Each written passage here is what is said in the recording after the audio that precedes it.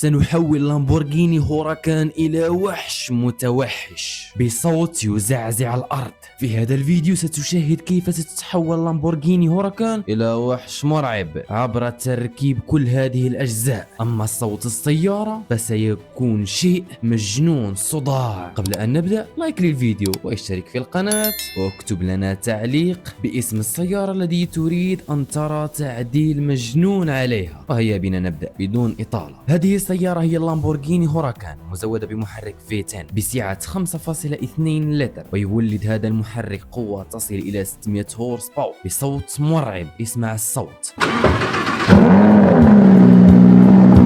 هذا الصوت السيارة الستوك بدون أي تعديل. أما الآن فحان وقت العمل، لنقوم بإدخال هذا الوحش إلى غرفة العمليات حتى نبدأ بتحويله من وحش عادي إلى وحش لا يرحم. أول شيء رفع السيارة، وسنبدأ بتغيير أول شيء نظام التعليق بواحد جديد معدل وأفضل من القديم، وسيخفض مستوى ارتفاع السيارة والذي سيجعل السيارة ملتصقة بالأرض. لنبدأ في إزالة أول ممتص الصدمات بعد فكه. ها هو ذا، انظر، هذا من أودي. نعم، لامبورغيني تابعة لأودي، وأودي تابعة لفولكس فاجن، يعني لامبورغيني تابعة لفولكس فاجن. والآن سنزيل ممتص الصدمات من الجهة الأخرى أيضا. والآن بعد الانتهاء من الأمام سننتقل إلى الوراء ونزيل نظام التعليق أيضا. بعد إزالة الكل الآن حان وقت تغيير النوابض، ودور النوابض هو حمل ثقل السيارة. أما هذا الجزء أو المساعدات فدوره امتصاص الصدمات. الآن سنفكك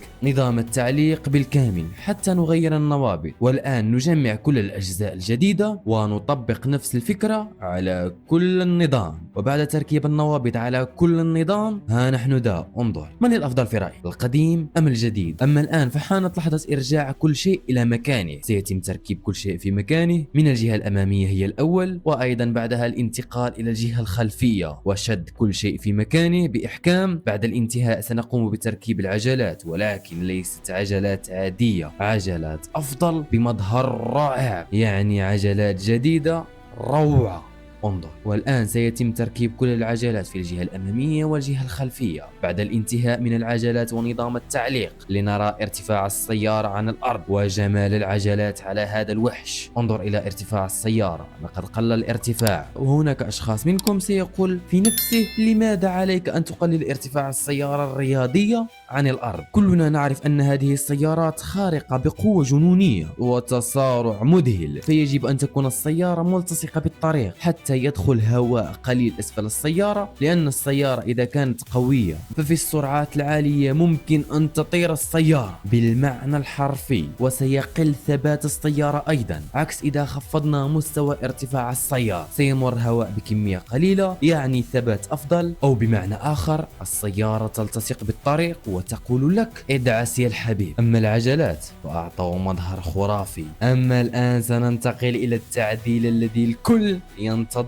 والكل يحبه، وهو تعديل صوت هذا الوحش. والآن سنقوم بتغيير نظام العادم، وهذا هو النظام الجديد، نظام محسن وأفضل كفاءة ومعدل، وسيعطي صوت خرافي. أما الآن نبدأ في إزالة ممتص الصدمات وجميع القطع حتى نصل إلى العادم القديم. أول شيء نفكك ممتص الصدمات، وبعد إزالة ممتص الصدمات انظر للعوادم القديمة. مضحكة صراحة، مضحكة، ولكن لم نصل بعد. لا بد من إزالة القطعة التي تحمي المحرك، بعدها إزالة فلاتر الهواء، وأيضا إزالة الكراش بار أو ممتص الصدمات. ودور هذه القطعة هو أنها تمتص الصدمات في حالة وقوع الحادث، يعني تحمي المحرك في حالة وقوع حادث. والآن هذا هو نظام العادم، سنقوم بفكه من السيارة. وها هو ذا بعد الانتهاء من فكه. انظر كم هو ضخم، انظر للفرق بينه وبين الجديد المعد. والآن نضع النظام الجديد في مكانه ونربطه بإحكام، وها هو ذا. ولكن لا بد من تركيب أنابيب العادم التي ستقوم بإخراج الدخان من السيارة. والآن بعد الانتهاء من تركيب النظام بالكامل ها هو ذا النظام الجديد. ولكن إذا أردت أن تستمع إلى الصوت انتظر إلى آخر الفيديو، ستسمع صوت يزلزل الأرض. أما الآن سنعيد كل شيء إلى مكانه. ولكن ما دور هذه القطعة؟ دور هذه القطعة هي هي عزل الحرارة، يعني لا تسمح بوصول الحرارة إلى الأجزاء التي لا تتحمل الحرارة مثل البلاستيك والأسلاك الكهربائية. أما الآن سنركب ممتص الصدمات، بعدها نرجع فلاتر الهواء إلى مكانها. بعد كل هذا سنركب جناح كربوني على السيارة. ولكن ما دور الجناح في السيارة؟ دور الجناح هو أن الهواء يصطدم به فيضغط على مؤخرة السيارة. قلنا أن الهواء يمر أسفل السيارة فتصبح السيارة خفيفة وأقل ثبات، فدور الجناح توليد ضغط على العجلات الخلفية لزيادة ثبات السيارة واستقرار على السرعات العالية والمنعطفات. يعني كأن شخص على السيارة يضغط على السيارة ويجعلها تلتصق بالطريق. والآن هذا هو الجناح الخلفي لهذا الوحش بعدما قمنا بتركيبه بنجاح. أما الآن سننتقل إلى تعديل جديد، وهو تغيير غطاء المحرك القديم بواحد جديد من الكربون فايبر. سنزيل القديم ونركب الجديد الكربوني. وها نحن ذا، انظر للجمال الذي زاده وأضافه على هذا الوحش. أصبحت السيارة بمظهر شرس. أما الآن سنركب هذه القطع المصنوعة من الكربون فايبر أيضا، الذي سيتم تركيبها على جانب السيارة، أيضا ستعطي مظهر شرس. بعد الانتهاء من التركيب، الآن انتهينا من تعديل هذا الوحش، والآن حانت لحظة سماع صوت هذا الوحش ونرى النتيجة النهائية. قبل أن نرى النتيجة النهائية، لقد نسيت أن تضع لايك للفيديو وأن تشترك في القناة لذا لايك للفيديو تشجيعا لنا، واشتراك في القناة ليصلك كل تعديل وكل فيديو جديد. والآن هذه هي النتيجة النهائية، اسمع صوت هذا الوحش.